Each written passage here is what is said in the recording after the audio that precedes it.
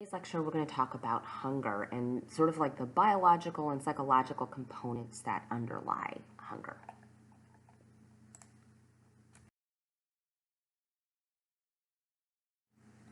So what is hunger? Hunger can be a lot of different things.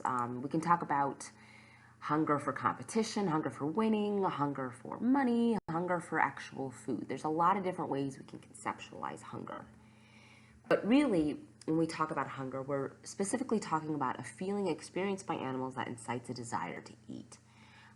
If we wanted to ask a behaviorist what their definition of hunger would be, it is the increased propensity for an animal to engage in ingestive behavior.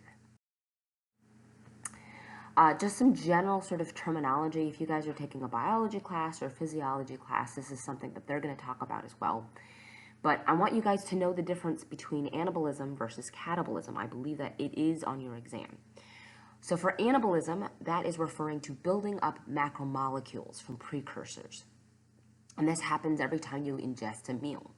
Catabolism, on the other hand, is when we're breaking down those macromolecules for fuel. We also have things called anorectic versus orexigenic signals. So an anorectic signal is a signal that tells you when to stop eating. So this inhibits food intake. This would be considered a satiety signal. So satiety signals tell you when you're full. Alternatively, we also have something called orexigenic signals.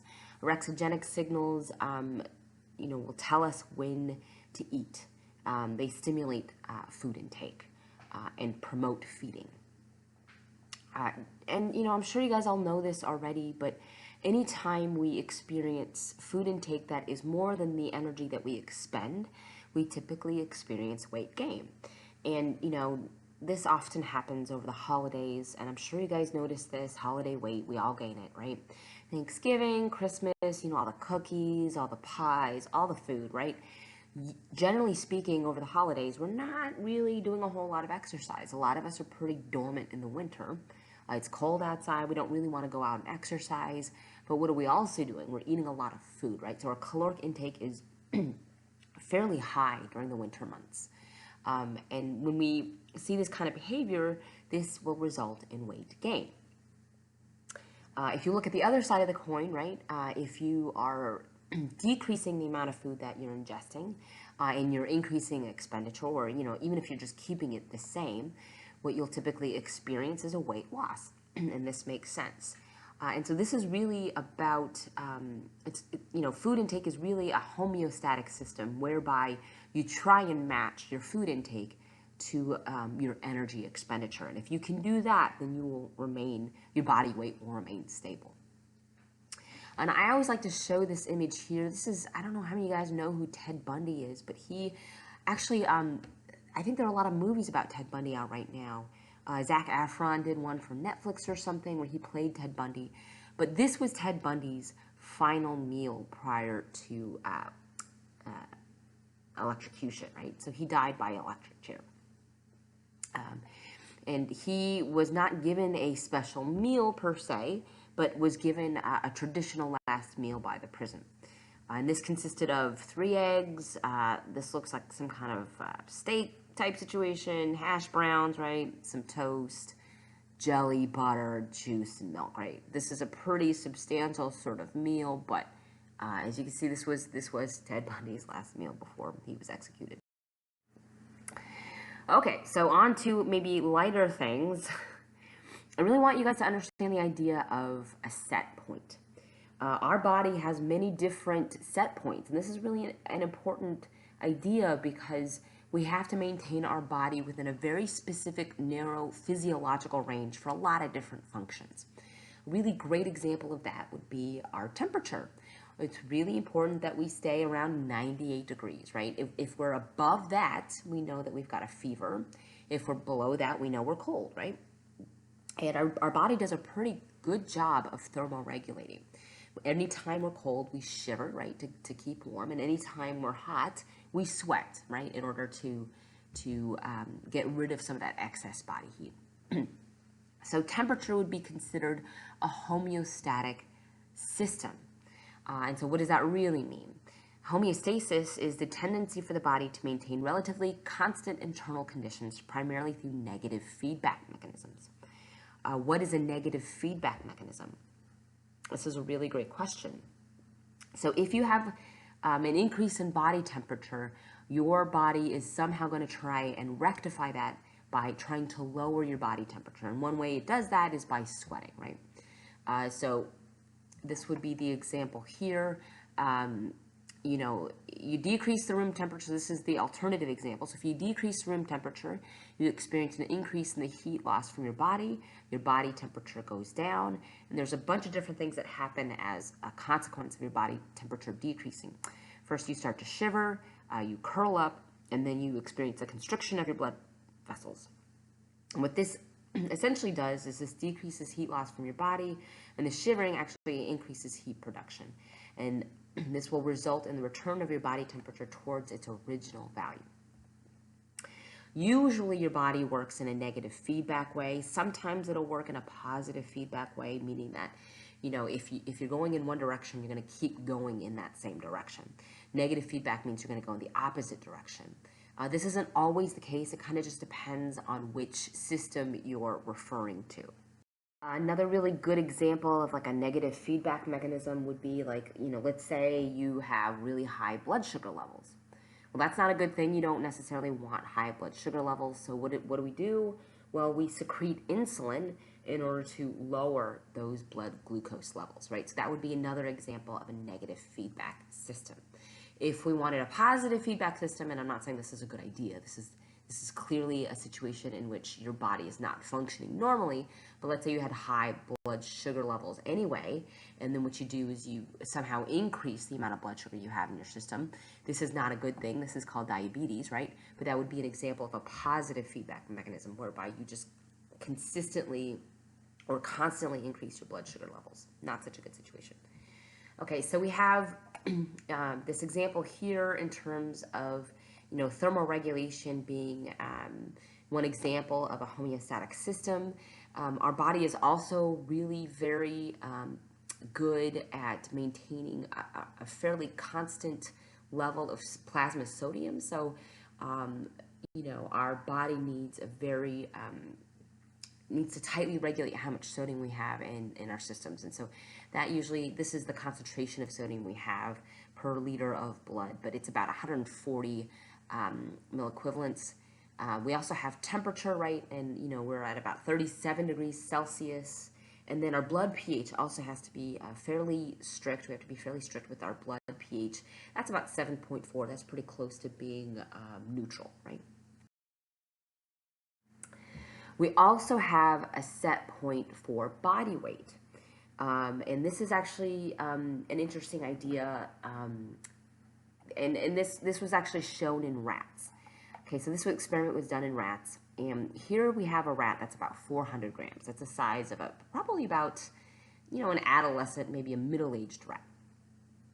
This rat starts out at about 400 grams, and then you put that rat through a period of starvation, meaning that you restrict the amount of food that rat is getting. So you're only giving him, however many grams a day. Let's say you're only giving that rat like 8 grams of food a day, which is really not a whole lot for a rat to eat.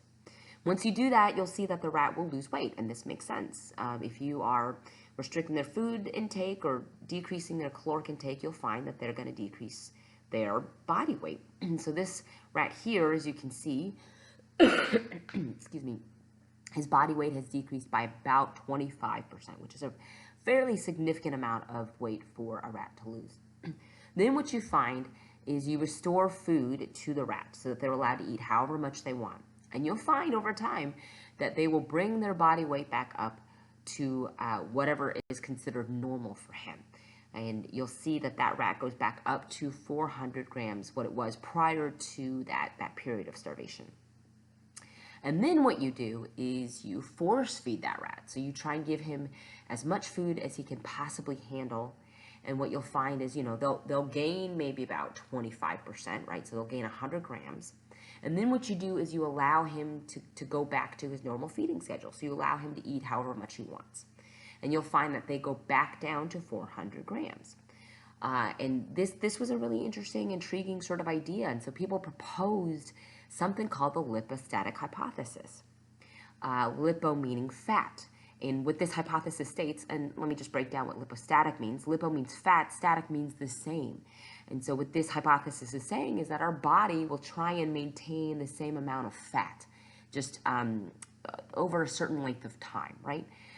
So according to the lipostatic hypothesis, our brain monitors adiposity. Adiposity means fat. Our brain monitors fat and tries to defend it, right? And that's what's happening with this rat over here. So it doesn't matter if we're starving it. It doesn't matter if we're force feeding it. This rat is going to go back to whatever its caloric intake was before in order to maintain its ideal body weight. This isn't always necessarily true.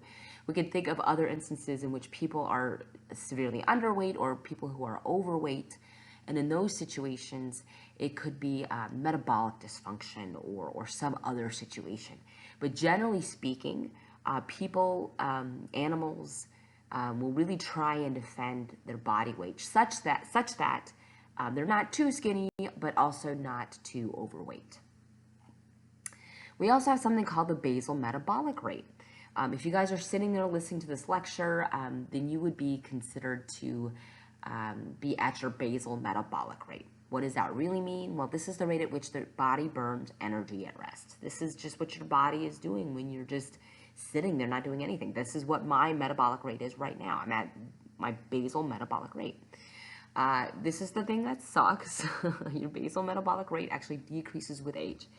So mind you, as you get older, I mean, you guys are in your 20s. Your basal metabolic rate is probably at optimum function, right? So your basal metabolic rate is optimally functioning right now. But as you age, you'll find with each decade, I know this for sure, is that your basal metabolic rate will slow down.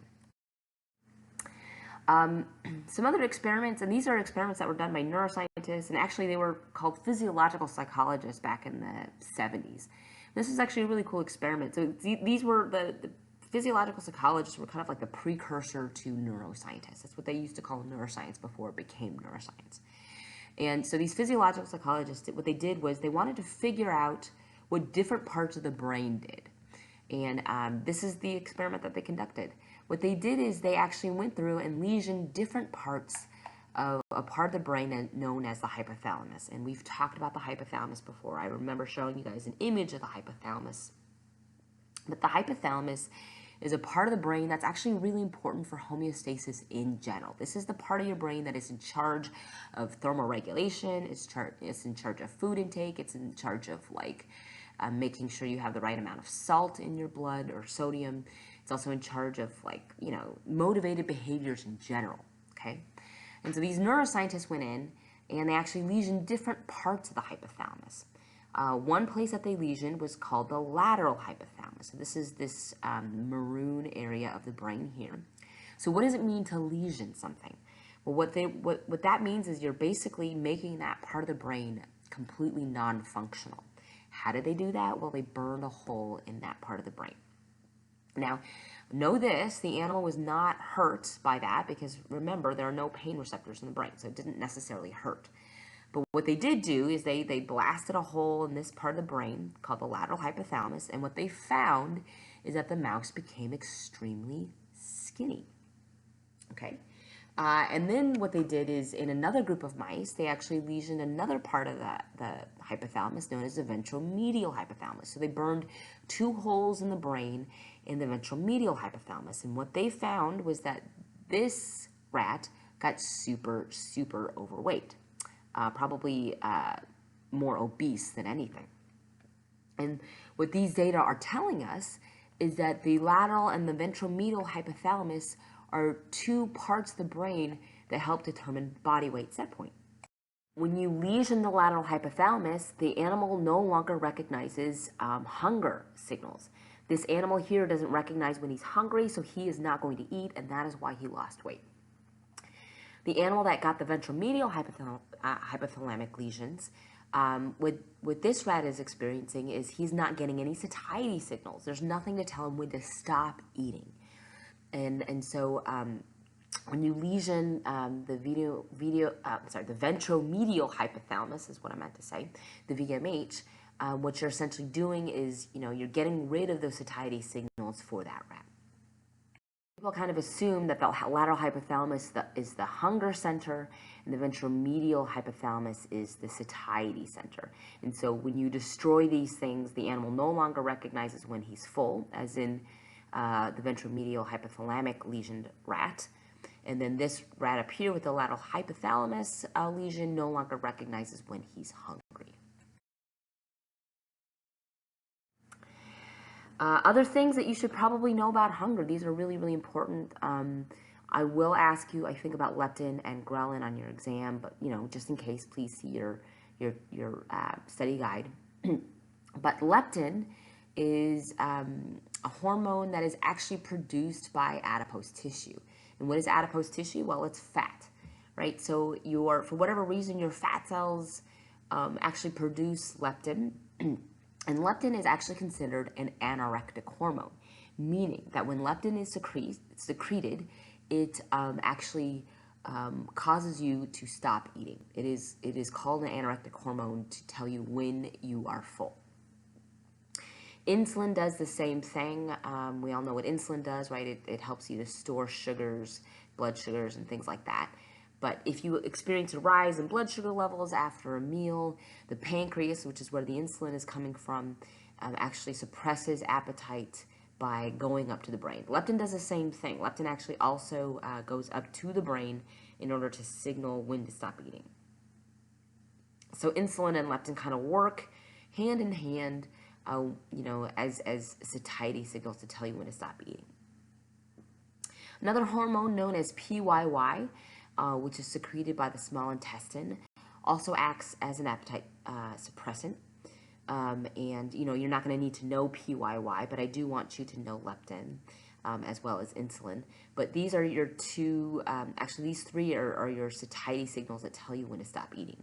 There's also another one that's called cholecystokinin. You don't need to know this either for the exam, but this is also another satiety signal. So as you can see, we actually have a lot of different hormonal signals coming from our peripheral nervous system to tell us when to stop eating. But most of these satiety signals actually circulate up to the brain to signal to us when to stop eating. There is another hormone, and it's really the only hormone that I know about that actually stimulates hunger. But ghrelin is the hormone that gets secreted from the stomach. And usually ghrelin gets secreted prior to eating a meal so that you know when you're hungry.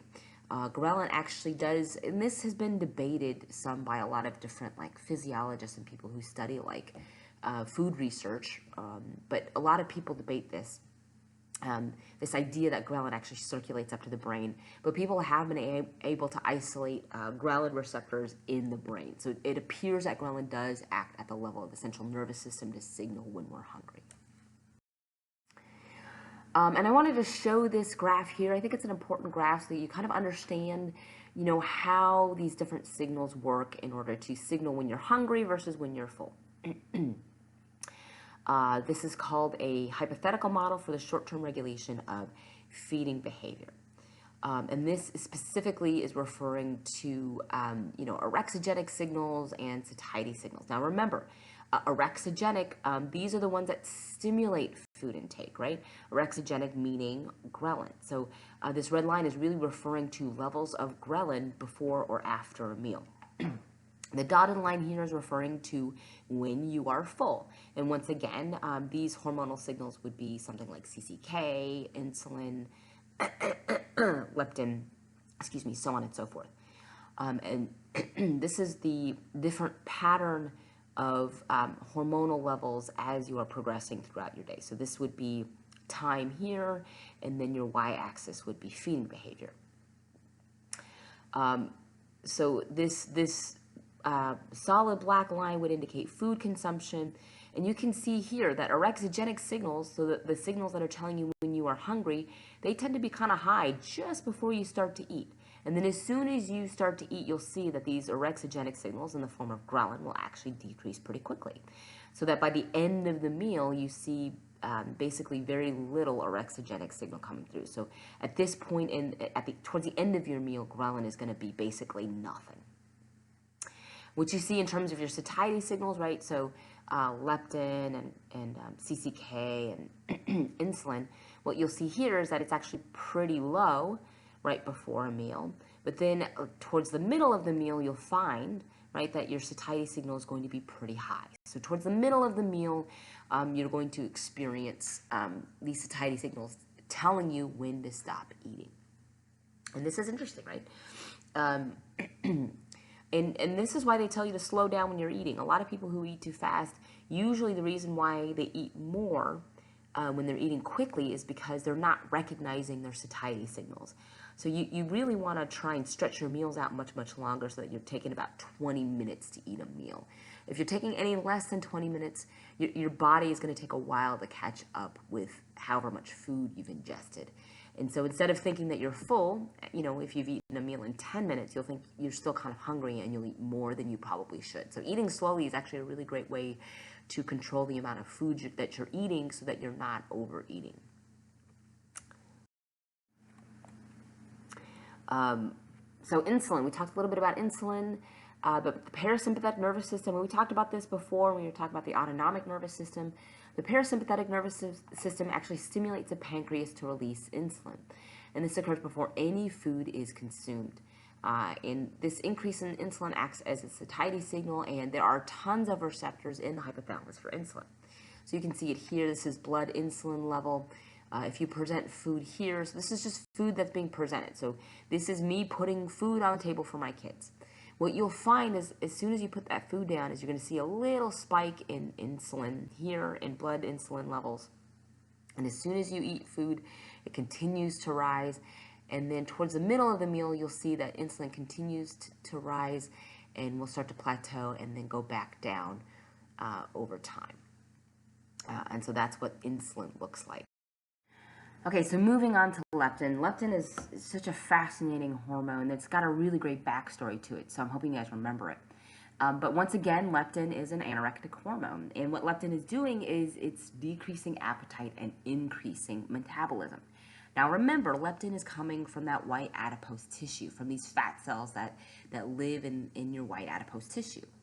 This is the interesting backstory to leptin. And so I think in the early 60s or sometime around there, these geneticists at Jackson Labs, they were trying to see what different genes did in mice. And so what they did is they knocked out a gene. And what does it mean when you knock out a gene? Well, you're basically making that gene non-functional, okay? That's one way to put it, if we wanted to talk about it in the most, in the simplest way possible. Excuse me. So when they knocked out this gene, they didn't know what it was for, but what they found is that when they consistently knocked out this gene, that the mouse became morbidly obese, okay? So the mouse on the right is a normal weight mouse. He looks totally fine and healthy, but this mouse here is an obese mouse. And, I've worked with, obese mice for a really long time. Honestly, they're really, really cute. They're super chill mice. They're not aggressive. They're just like, cool, man, you could pick me up. It's all good. And, they can't really move very fast because they are quite a bit overweight, but man, are they really sweet. So these obese mice, they call them OB mice. They didn't really know what gene they were really targeting. But the interesting thing is, and they found this later, they found that if you took one of these normal mice and then you took an OB mouse, and if you did this, and this is like a really crazy, like Frankenstein kind of experiment, but if you were to surgically fuse the normal mouse with the OB mouse, what you would find is that the OB mouse would become normal weight again. They would just drastically lose a ton of weight. And people hypothesized from this experiment, they theorized that there must be something in the blood of the normal weight mouse that helped the OB mouse get back down to normal weight. And what they found after much research is that they were correct. It was some kind of blood-borne hormone that helped to decrease the OB mouse's body weight. They isolated that hormone, and that hormone was leptin. Everyone got really, really excited. They were like, fantastic. We have a cure for obesity. This is it. We're done. And they did like this big mic drop and they were like, sweet, we cured obesity. They didn't. And that's the thing that really, really sucks. There was such great hope for leptin to like rescue us from the obesity epidemic, which it actually is. Obesity is actually an epidemic right now. Just in general, in most developed countries, you'll see about 20 to 25% of the population is obese, right? So this clearly is something that needs to be addressed. And so, when they discovered leptin, they were like, fantastic, we're definitely gonna cure obesity. But what they found is that in people who are obese, they are not sensitive to the anorectic effects of leptin. Remember, leptin is coming from white adipose tissue. If you are obese, you're more likely to secrete more leptin, okay? But for whatever reason, people who are obese are just not physiologically responding to that leptin. And so for those scientists, it was pretty unfortunate, but leptin was not really the panacea that they hoped it would be. Okay, moving on. Ghrelin. Once again, ghrelin is the hormone that helps to stimulate food intake. This is the one that helps to identify when you're hungry. Ghrelin is released when your stomach is empty. Excuse me. It's a fairly robust orexigenic hormone, meaning once again that it stimulates hunger in a really robust sort of way. And it will bind to receptors in the hypothalamus. Okay. Leptin will also bind to receptors in the hypothalamus, as does insulin. So most of these hormones will circulate up to the brain, bind to receptors in the hypothalamus in order to exert their biological effects.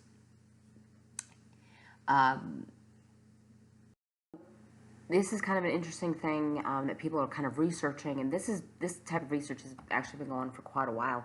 But what they're finding, and this is why we know bariatric surgery is so successful. I don't know how many of you guys know what bariatric surgery is, but for individuals who have a really hard time losing weight, for those who are obese, you can undergo something called bariatric surgery, which basically means that you're reducing the size of your stomach. And that can happen a lot of different ways. You can do the gastric lap band, you could do gastric bypass surgery, but essentially what you're doing is you're reducing the size of your stomach. And what that does, and this is kind of an interesting thing, when you actually reduce the size of your stomach, what you're actually doing is you're reducing the number of cells that release ghrelin, meaning you're not going to get as strong of an impetus for hunger. Right? So if you reduce the size of your stomach, you're going to reduce the amount of ghrelin that you're secreting, which means that you are going to decrease your appetite. And this is one of the reasons why bariatric surgery for a lot of people is actually highly successful. I was at a talk once, probably about 5 years ago, where a researcher who is very well known in this field said that about 80% of people who do bariatric surgery are highly successful. And they think it's because when you do bariatric surgery, you're decreasing the amount of ghrelin that's being secreted by the stomach. And so this in and of itself kind of speaks to the successfulness of doing something like bariatric surgery for people who are obese. And this is what it looks like when you see spikes in ghrelin. Usually this happens around mealtime, right? You actually start to see an increase in ghrelin just before the onset of a meal. And once again, this kind of makes sense when you think about it. I mean, when you experience that spike in ghrelin, this is the stimulus that tells you when you're hungry, so then you eat, right? So it makes sense that you would see that the ghrelin increase is just before food intake. And this happens, so as soon as you're done eating your meal, you'll find that ghrelin decreases fairly significantly, and then will increase once again around lunchtime, and then right before dinner. And so these data suggest that ghrelin has kind of a cyclical way of changing its levels, before and after a meal. This is kind of an interesting idea. This is the idea of alesthesia. I really like talking about this idea. This is really purely a psychological phenomenon. But Kabanak was a physiological psychologist back in the 70s, and he really wanted to understand, what makes a meal pleasurable. What is it about a meal that makes it enjoyable, right? When you're eating something really delicious, you're like, wow, this is so tasty. I could eat this like all day long. Right? And you could eat it for every single meal for like a year if it were something that you really truly loved and thought was really, really delicious. And you wanted to understand kind of like why we felt that way about certain types of food. And he came up with this concept known as alesthesia. Here's the thing though, guys. Even if you were to eat the same delicious food over and over and over again, what Cabernac found, and this was through his own research, is that your level of hunger will kind of tell you how much you enjoy that food. If you are really, really starving, and all you had was crackers, you're going to eat those crackers and think that they are the best crackers you've ever had because you're starving, right? Your body's like, oh man, these are just going to be super, super delicious, right? If you had crackers and you just had a huge meal that you really, really enjoyed, you're going to look at those crackers and you're going to say, not so much, those don't look really great right now. And that's the concept of alesthesia. So you experience the perception of a stimulus as aversive or pleasurable depending upon the internal state of the organism with respect to that stimulus at that particular moment in time. What is this really saying? It means that when you're hungry, things taste delicious. When you're full, things are not as delicious. That is alesthesia. That is the basic principle of alesthesia. And this is a graph showing you what that looks like. These are different ratings from people in the middle of a meal or after a meal or just before a meal. And you'll find, generally speaking, that over the course of a meal, that their pleasantness rating for a meal is actually pretty good. Can get kind of high during the course of a meal. But you'll find that as they're eating that meal, that their pleasantness rating will actually start to go down. So 75 minutes of eating a meal. Can you imagine eating a meal for 75 minutes? Like, that's insane. That in and of itself is crazy. I can't imagine eating a meal for longer than 30 minutes. But what you'll find after even like 30 minutes is the pleasantness rating will decrease. So that by 45 minutes, that person views the food as being pretty neutral. And that by 75 minutes, they consider that food to be fairly unpleasant, meaning it's kind of gross, right? If you're just eating the same thing for 75 minutes and you are stuffed to the gills, you are probably not going to find that thing appetizing, right? It just intuitively makes sense. That is the concept of alesthesia. Okay, moving on. And, you guys are definitely going to relate to this slide here.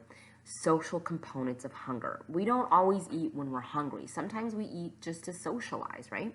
Social and other associative cues can greatly influence eating behavior. I know many of you do this. I do this as well. Stress eating. When we're really stressed out, when we have finals coming up, when we have a paper that's due, as in today, right? If we have a paper that's due, we're going to engage in stress eating. We're going to just emotionally eat, right? If we're sad, we might think, oh man, this huge slice of pie sounds like a great idea. This might actually lift my spirits, that sort of thing. And the reason why this happens is because of associative learning. I know, I'm sorry, I suck. I bet you guys thought you were done with associative learning, but it's this idea of negative reinforcement, right? And interestingly, stress hormones actually increase appetite. So if you're suffering from acute stress or something, you're going to experience an increase in appetite. And generally speaking, if you are really stressed out, this will actually put you at higher risk for developing eating disorders, especially binge eating. So you want to make sure that you avoid high levels of stress for long periods of time, because this can precipitate in binge eating and things like that. So this was an interesting study that was done in 2003. Just want to mention this pretty quickly. But what they did is they studied the cultural and gender differences in eating habits, first in women in the United States and then in Japanese women. And what they found, what Hawks et al. Found, was that women in the U.S. are more likely to eat for emotional reasons, right?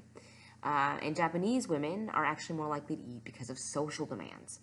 And the study basically said that Japanese women would eat more because, let's say they were out to eat with a client, then they were kind of forced to eat even though they weren't necessarily hungry. Another little interesting fun fact is that U.S. men and women are more likely to eat while watching TV than Japanese men and women. And this is what I like to call mindless eating. I actually don't recommend you doing it. But if you sit in front of a TV, you don't really notice how much food you're eating. And it actually is a really good idea to turn the TV off so that you can actually pay attention to the food that you're eating, so you can actually taste it. Dinners at my house, we do not watch TV. We're not a TV watching family while we have dinner. We don't have any cell phones at dinner. We don't have any TV. It's because I want my kids to pay attention to their food. If the TV is on, they won't eat. They'll just sit there and they'll stare at the TV. Likewise, if I have my phone out and I'm trying to eat dinner, I'm not going to pay attention to my kids or my husband, right? I'll just ignore them because I'll be on my phone and I won't pay attention to how much food I'm eating. So we've kind of removed those distractions from our environment so that we can actually focus on our food. And I think that if we want to engage in mindful eating, that perhaps we should take away the distractions, right? I strongly encourage you guys to do it. Just try it for a week where you don't have your phone or you don't have TV on, and just actually eat your food. I don't know, you might enjoy it. Okay, so the second part of our lecture, we're going to talk about emotion, and I think this is actually kind of an interesting thing to talk about because I think to understand psychology, you should probably understand how we perceive emotions and things like that. So I thought a short sort of lecture on emotion would be okay, so let's talk a little bit about emotion, right? Emotion is the feeling aspect of consciousness, and it can be characterized by three different elements. Physiological arousal, a certain behavior that reveals the feeling to the outside world, and an inner awareness of the feeling. So we have different physiologies that underlie different emotions. And we're going to talk a little bit about this in a minute, but the sympathetic nervous system is actually really important for helping us to identify different emotions, like fear and so on and so forth. And we also have very specific brain regions that are important for helping us to recognize our different emotions. Emotional expression, our facial expressions, and this makes sense. When we're really super happy, we smile. Our body movements, right? Actions that indicate how a person feels. All of these can actually confer emotional expression. And this is something that's interesting and we'll talk about in a minute, but there's a universal nature of facial expressions across cultures. Generally speaking, when somebody looks happy in one culture, they're going to look happy to another person in a completely different culture, right? So there's a universality to facial expressions that we experience. And then lastly, there's that subjective experience of emotion. And I don't know how many of you guys spend time doing this, but we do spend a fair amount of time trying to figure out our emotions, right? I do this, I probably don't really do this a whole lot anymore. I don't really have a whole lot of time. I have 2 kids and a husband, right? But, I do think that some of us spend some time trying to figure out how we feel about things, right? Are we happy about things? Are we happy with this new job that we have? Are we happy with our current situation? And are we happy with where we're living or, things like that? We're constantly assessing our emotions in regards to our current life situation. And this is an important thing that we do on, I think, a somewhat regular or consistent basis. And Darwin actually first came to this idea far before anybody else did.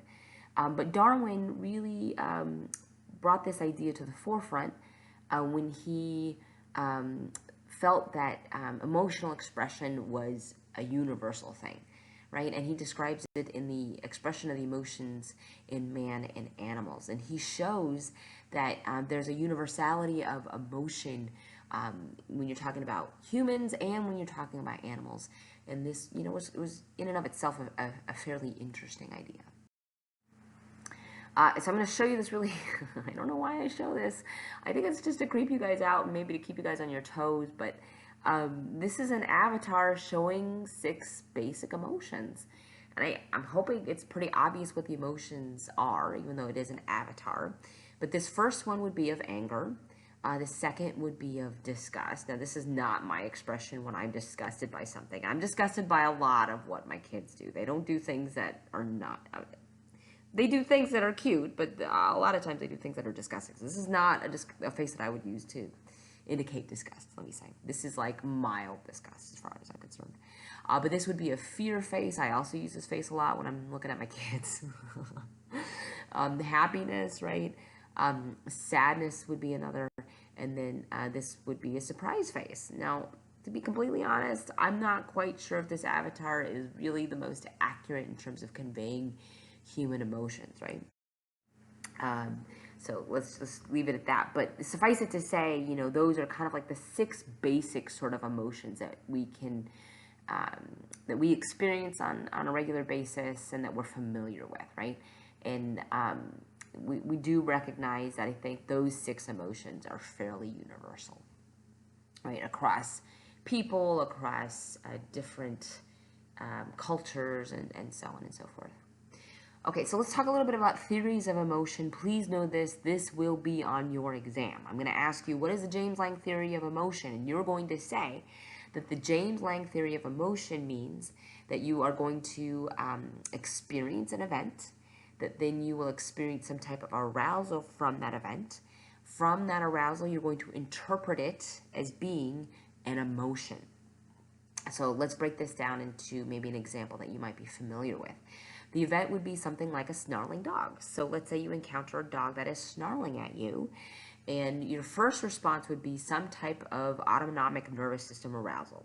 What would that look like? Well, if I were to see a snarling dog, my heart rate would increase, my blood pressure would increase, I'd probably start sweating, and I would be pretty uncomfortable to say the least, right? And that's what this is referring to when it talks about this autonomic nervous system arousal. You're freaking out, your blood pressure's gone up, your heart rate's gone up, you're nervous, you're sweating, so on and so forth. So you experience all these different physiological changes. And then what you do is you interpret those physiological changes as being fear. This is when you have the conscious perception of fear. Now, this is James Lange, right? So I don't know if you guys remember William James, right? But he is one of the fathers of psychology, so he should be fairly well known to you. But James and another psychologist, Lange, came up with this theory at about the same time. So that's why it's called the James Lange theory. I don't think that they actually collaborated together on this. But there are several issues with the James Lange theory in that it's kind of counterintuitive, right? Physiological responses are similar across a wide range of emotions. So let's say, okay, you experience fear when you see a snarling dog, but let's say you just won the lottery. You won $50 million. Now imagine, you hit pay dirt and you're like, oh man, I'm rich, I can quit my job, do whatever I want, right? When you win that $50 million, you're going to experience an increase in blood pressure, an increase in heart rate. You're going to sweat because you're going to think about all the different ways you're going to use that money. You are just going to be phenomenally ecstatic. Those same physiological indices that you experience when you're afraid of something are going to be the same as when you're like immensely happy about something, right? And so for you to experience a physiological arousal and then recognize it as specific behavior doesn't necessarily work, right?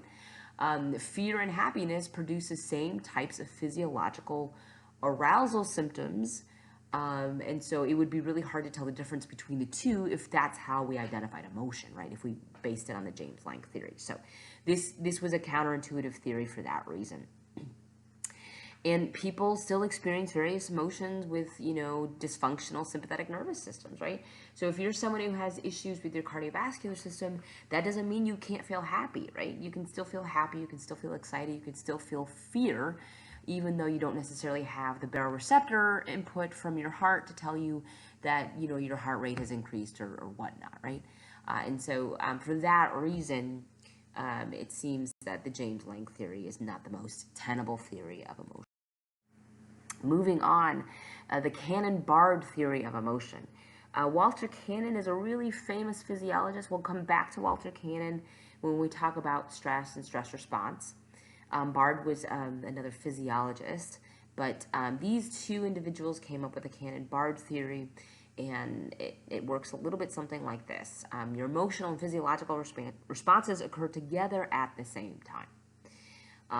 This is interesting, right? So the thalamus, and we all remember what our thalamus is based on our last exam, but it sends output to the sympathetic nervous system and the cortex simultaneously, right? So your thalamus is sending it to, your autonomic nervous system, specifically your sympathetic nervous system, and then it's also sending it up to the cortex in order for you to process both things at the same time. Now, first problem with this theory. Well, actually, let me go through the example first before I start talking about the problems, okay? So this is the cannon barred theory. I'm shaking and feeling afraid at the same time. This would be kind of like an example of, what you would experience if the cannon barred theory were true. You have a snarling dog. You experience some sort of subcortical brain activity, and then your second response, okay, your first response would be that subcortical brain activity. Your second response then would be that you're experiencing some sort of autonomic nervous system arousal. You experience those changes in your body, so increase in heart rate, increase in blood pressure, sweating, whatnot. And then simultaneously, you're experiencing fear. You're recognizing your fear. Well, first of all, the cannon-barred theory over-relies on the thalamus to explain processing. And we know why this is not considered accurate, because first of all, thalamus is a sensory relay center. It's not necessarily, maybe to a certain extent, it might be important for identifying different emotions, but it's really not like the be-all, end-all for helping us to recognize emotions, right? So that's really the main problem with the cannon-barred theory, is that it's not about the thalamus per se. But then also this idea that, you have time, for these things to happen simultaneously, like all these different autonomic nervous system responses, and then that recognition of the conscious fear. Like, this to me seems like, I don't know that you could have this kind of simultaneous processing. And that's clear. Another kind of interesting theory of emotion, this is the Schachter-Singer theory. This is also called the two-factor theory. Please know these well. Once again, I will test you on the different theories of emotion. But the Schachter-Singer theory, basically what they say is that we take cues from our environment in order to effectively label our physiological state. So this is kind of like how the Schachter-Singer theory would work. And this is the cognitive arousal theory, just to be specific. But, the snarling dog is dangerous, and that makes me feel afraid. You have a snarling dog, then you do some type of cognitive appraisal, and simultaneously you also experience that physiological arousal in your sympathetic nervous system, and this changes, your blood pressure, your heart rate, whatnot. And then your second response would be conscious fear. So in order to kind of test their theory, this two-factor theory, Schachter-Singer actually did this really, really interesting experiment. I think they did this back in the 70s, but what they did was they took two different groups of male volunteers, and I think they injected both groups with epinephrine. Now, epinephrine is a hormone that is involved in your sympathetic nervous system response, and so epinephrine is that flight or fight hormone that increases heart rate and blood pressure and all that good stuff. And so when they gave this epinephrine, they felt like their heart was racing, and it was just really, epinephrine is the same as adrenaline. Okay, it's exactly the same thing. And so I guess maybe think about it that way. So they injected like male participants with adrenaline, and they felt this adrenaline in their systems. And then what they did is they took one group and they exposed one of the groups to a confederate. Now, hopefully you guys remember what a confederate is, but a confederate is someone who is kind of in on the experiment, right? So they exposed one group to an angry confederate. So when this angry confederate walked into the experiment room, they were like cursing, they were tearing up papers, they were shouting, talking about how much they hated the experiment, and so on and so forth. And then in another room of volunteers, remember both groups were injected with adrenaline. The second group, they exposed this second group to a happy confederate. So they walked in, they said, "Man, this is like the best experiment ever. I'm having such a great time. This is awesome. I'm so glad I'm doing it." And what they found, once they gave surveys to the participants, is that the ones that were exposed to the angry confederate, showed mostly angry responses to the experiment. And in the second group that was exposed to the happy confederate, they showed that they were fairly happy and satisfied with the experiment. So Schachter and Singer, took this to mean that their two-factor theory had some validity to it. The only issue with this is that other researchers have actually tried to replicate what Schachter and Singer did, and they couldn't. They actually found a lot of conflicting results. And so for that reason, the Schachter-Singer theory kind of went out the window. Another theory of emotion, this is Lazarus and his cognitive mediational theory. And in this theory of emotion, Lazarus states that the interpretation of the event and the arousal is necessary for the emotion. So once again, you have that snarling dog, and you appraise the threat, and you feel fear, and then this is followed by your bodily response. So you would experience that increase in heart rate, that increase in blood pressure once you recognize the fear. Now, I don't know if this is necessarily true, because sometimes, I don't know if this has ever happened to you, but sometimes you just kind of feel freaked out for no reason. And, you don't know what that is in your environment that's kind of freaking you out. Maggie does this a lot when she's at home with Jack. She kind of looks around, see where he's at, see if he's going to jump from behind a door or something. So she's always a little nervous, poor dear. But you don't necessarily need to know the thing in your environment to kind of freak you out. You don't necessarily need to know what that is, right? In order to feel freaked out, right? And for that reason, this cognitive mediational theory may not hold a lot of weight. Problems with the theory, emotional reactions are often too fast to be explained by prior cognitive appraisal. If you have to sit there and cognitively appraise a threat, that might actually take you longer than, for you to actually experience that emotion, right? You may not know why you're afraid of something too, right? Maybe you just have a fear response, but you don't necessarily know what that is. So you didn't necessarily have to cognitively appraise it to know that it was fear, right?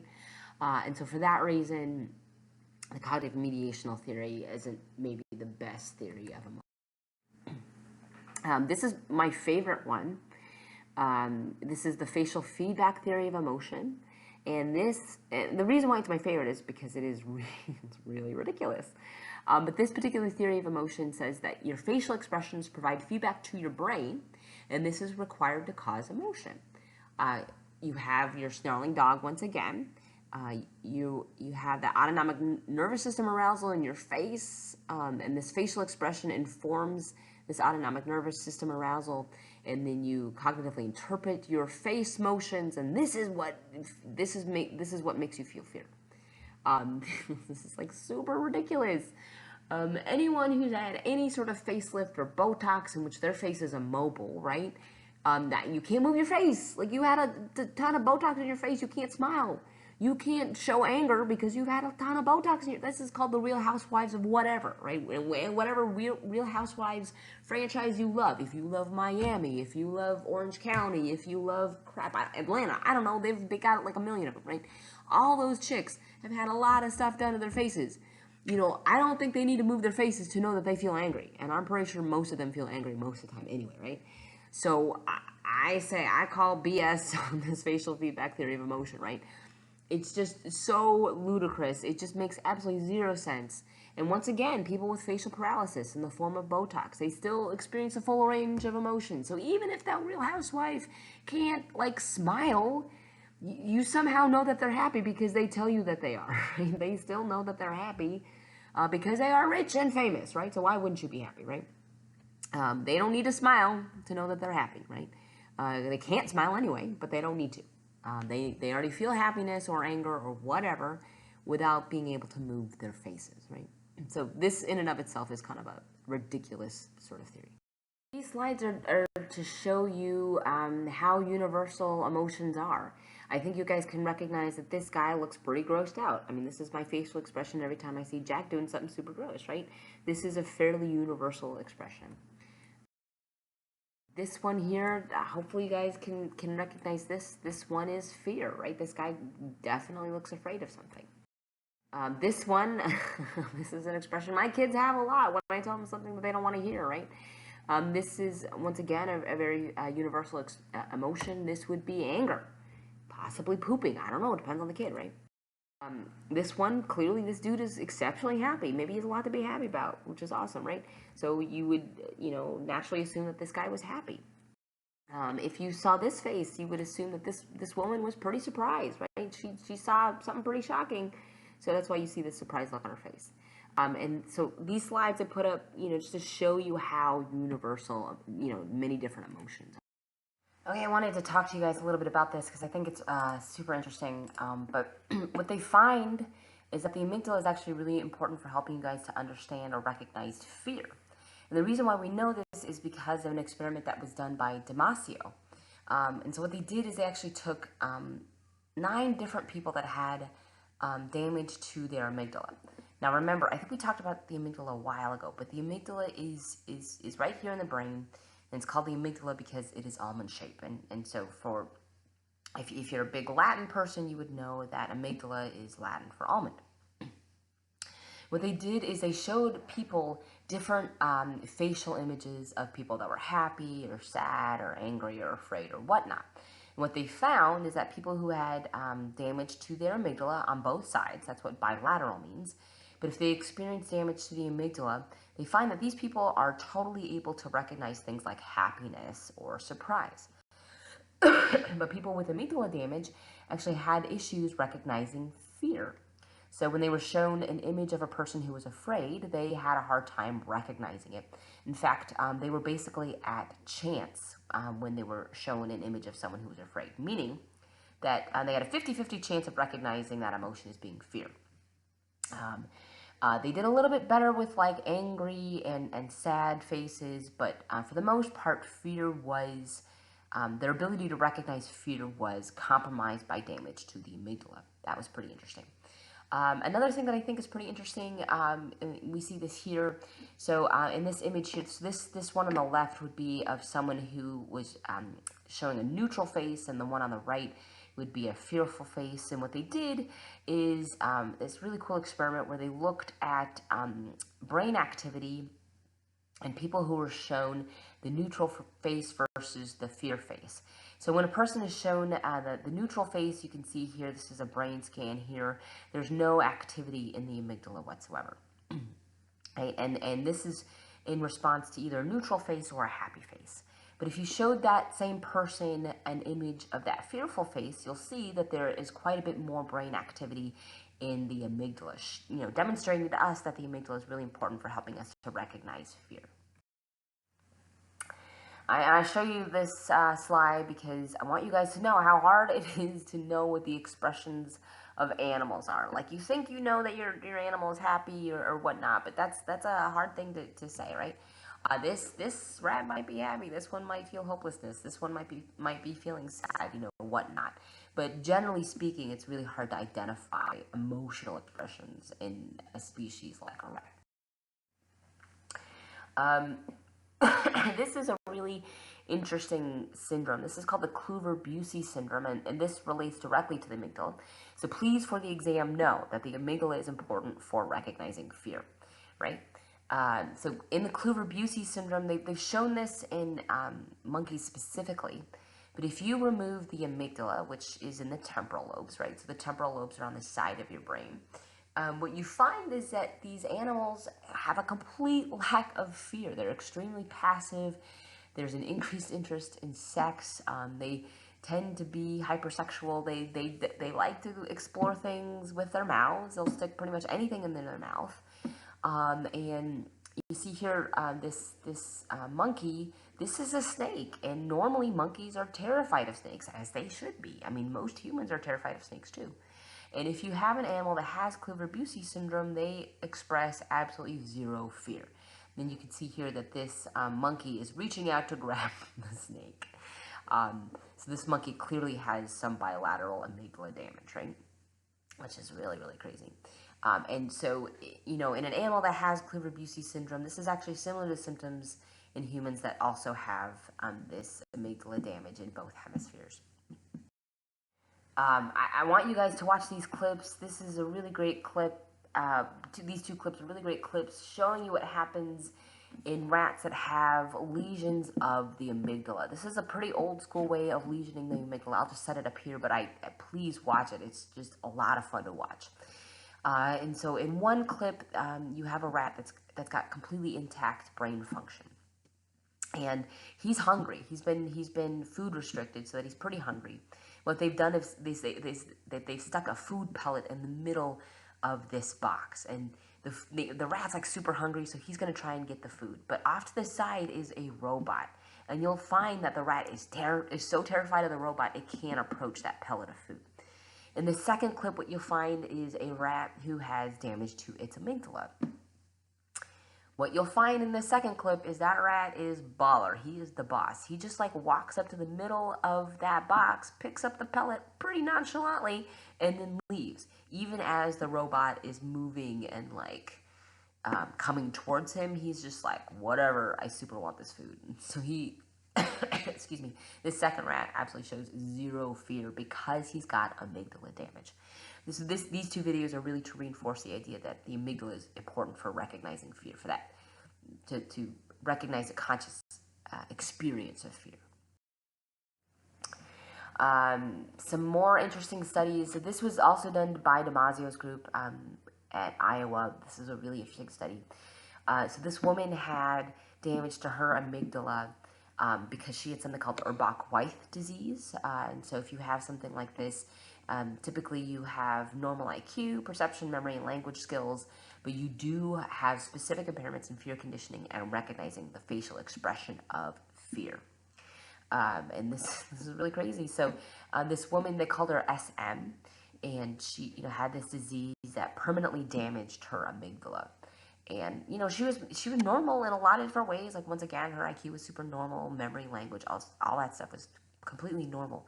But what they did is they did a whole bunch of different interesting things with her. They first thing they did is they took her to an exotic pet store just to see what would happen if they exposed her to snakes and spiders. And she was just like those rats I was talking about with the amygdala damage. It was like no big deal. NBD, man.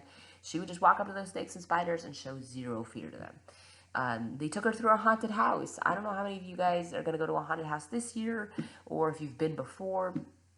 Most people are terrified of haunted houses. She was not. She was very blasé about going through a haunted house. Scary movies, also nothing to freak out about. She was very chill when she was watching a scary movie. And so this is even more evidence to demonstrate that the amygdala is important for our conscious experience of fear. Okay, I'm going to leave you guys with, I think I have maybe 2 more slides left, but I think this is kind of an interesting thing to think about. Hedonic behavior. So what does hedonic mean? Hedonic means pleasure. And we do have pleasure-seeking behaviors, right? So if we wanted to scientifically define hedonic behavior, this is responsiveness to rewarding stimuli. When we experience anhedonia, an means without, hedonia means pleasure, so anhedonia means without pleasure. This is a decreased interaction with normally pleasurable stimuli. So what does this really mean? It means that we don't find things pleasurable anymore. So we used to like going to parties. We don't like going to parties anymore. We used to like eating cake. We don't like eating cake anymore, that sort of thing. This would be indicative of anhedonia. And this is actually a core symptom of major depressive disorder. Alternatively, if you're hyperhedonic, that means that you feel abnormally great pleasure in any act or happening, right? And a lot of people think that hyperhedonia might be related to the propensity for addictive behavior. So if you tend to be like an addict, like maybe you're addicted to drugs, maybe you're addicted to sex, if you're addicted to just any sort of pleasure-seeking stimuli, you might have a hyperhedonic phenotype. And what's interesting is that our brain responds similarly to both natural and synthetic rewards. So natural rewards would include like food or sex. When we eat food that's really delicious, and when we're eating food when we're hungry, this produces like a pleasurable sensation. Same thing with sex. I don't think I need to explain that to you guys, right? What's interesting is that food and sex or drugs of abuse, I should say, engage the same pathways in the brain that food and sex do.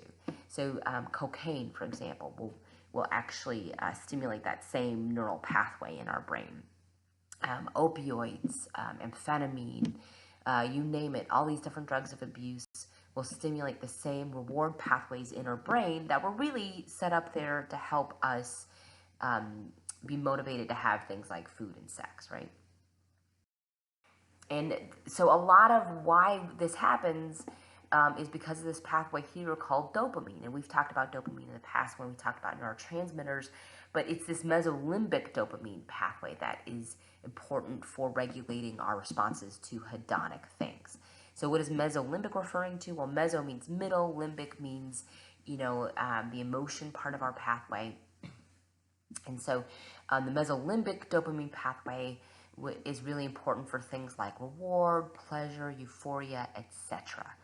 And what's interesting about this pathway is this part of the brain that's called the nucleus accumbens. And the nucleus accumbens is a place in the brain that is responsive to pleasurable stimuli. And what you can actually do is you can actually stimulate this part of the brain. And what you'll find is that in people that receive stimulation in this part of the brain, to them, it kind of feels like they're having sex.